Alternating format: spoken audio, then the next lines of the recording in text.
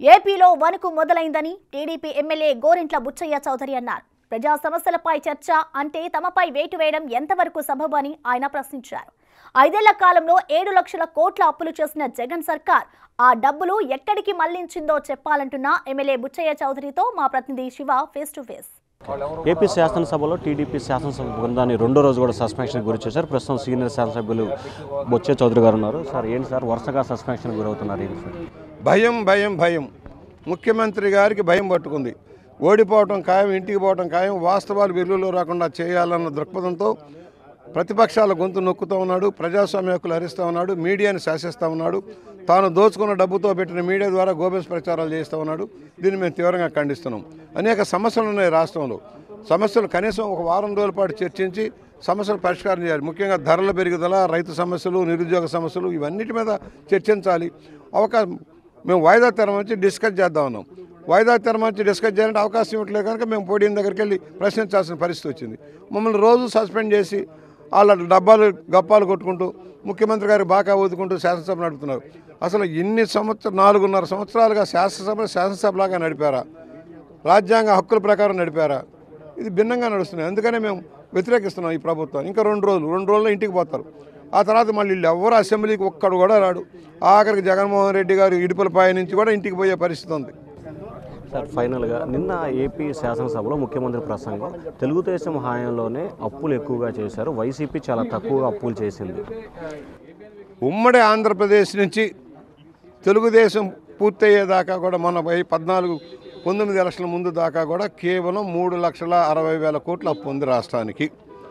ఇవాళ 11 లక్షల కోట్లు అంటే ఎంత పెరిగినట్టు? 7 లక్షల కోట్లు అప్పు తెచ్చేసావు 5 ఏళ్లలో. ప్రత్యక్షంగా పరోక్షంగా నువ్వు 7 లక్షల కోట్లు తెచ్చావు. ఏం చేసావు? సంవత్సరానికి 50,000 కోట్లు సంక్షేమాన్ని ఖర్చు పెట్టాను అన్నావు. అంటే 5 సంవత్సరాల్లో 2.5 లక్షల కోట్లు దానికి పోతే మిగతా డబ్బు ఏమైపోయింది? ఒక రోడ్డు వేసావా? ఒక కాలువ కట్టావా? ఒక ఇరిగేషన్ ప్రాజెక్టు పూర్తి చేసావా? ఏదీ లేదే. ఏ ప్రాజెక్టు పూర్తి కాల, అన్నీ అసంబంధమే. గోబెల్స్ ప్రచారం చేస్తున్నావు. 17 మెడికల్ కాలేజీలు ఎక్కడ పెట్టావా? 3కే దిక్కులేదు. ఇవాళ 53,000 మంది సిబ్బంది నియమించాము. ఏరి సిబ్బంది?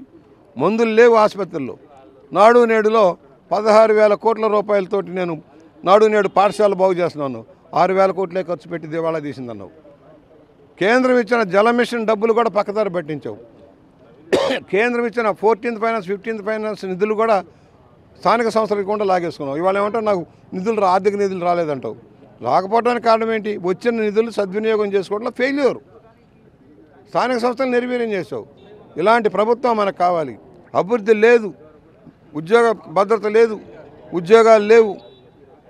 ఎన్నెన్నో వాగ్దానాలు చేసి అన్నింటినీ నీట ముంచాడు. ఫలితంగానే ఇవాళ ప్రజా వ్యతిరేకతను ఎదుర్కొంటూ ఉన్నాడు. వరుస సస్పెన్షన్ నేపథ్యంలో చివరి రోజు మీ కార్యాచరణ ఏంటి? మేము రోజు ఒక్కొక్క ఇష్యూని లోపల ఎదురుగా అవకాశం ఇవ్వడు కనుక మేము బయట ప్రజలకు తెలియజేయడం కోసం వాళ్ళ సమస్యల్ని వెలుగులోకి తెస్తూ ఉన్నాం.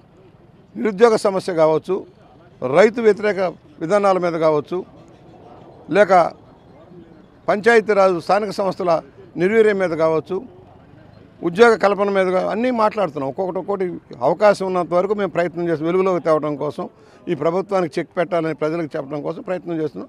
రేపు అలాగే మా ప్రయత్నం ఉంటుంది. సో ఇది మొత్తం మీద చూసుకుంటే ఆంధ్రప్రదేశ్కి సంబంధించి కూడా ప్రజా సమస్యలు పరిష్కరించడంలో ఏపీ సర్కార్ ఘోర వైఫల్యం చెందింది. ప్రజా సమస్యలపై తాము చర్చిస్తామని చెప్పి కోరుతున్నప్పటికీ దానికి అవకాశం ఇవ్వకుండా భయంతోనే తమపై సస్పెన్షన్ గురి చేస్తున్నారని చెప్పి సీనియర్ శాసనసభ్యులు బుచ్చయ్య చౌదరి వీడియో సురేష్తో శివ బిగ్ టీవీ అమరావతి.